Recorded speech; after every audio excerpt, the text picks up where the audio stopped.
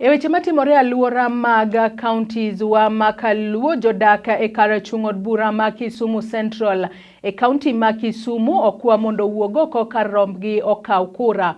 Kwayo makamaendi ogol kod jaod bura ma Kisumu Central moluora Fred Ouda.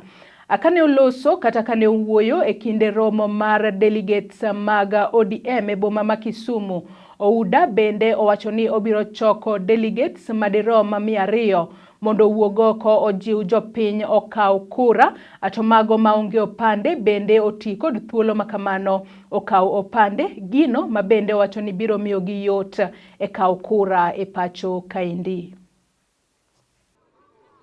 We know what this country has gone through as a nation. We know that this country has gone through.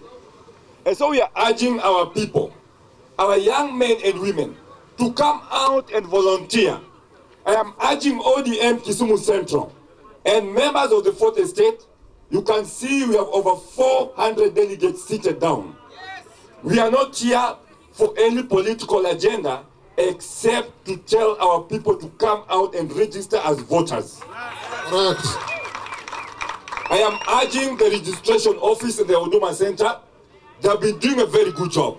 But the IDs that are out there at the Huduma Center, I am asking the officials and every single person who works there to try and expedite that our people should take the IDs and consequently register as voters.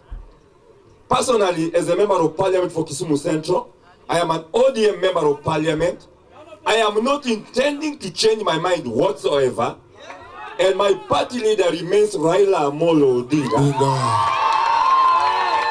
And I support his presidency, and that is why today I have rallied the entire constituency that you go out there, look for our young people, ask them to register as voters, ask those who have not taken the identity cards to go out there and try and register and have the identity cards ready for voting. Lastly, I also want to demystify something that Nyanza region, that every turn of election, that we don't have enough voters. This time round, I am telling them, be ready. Luo Nyanza alone, we will clock over 4 million votes.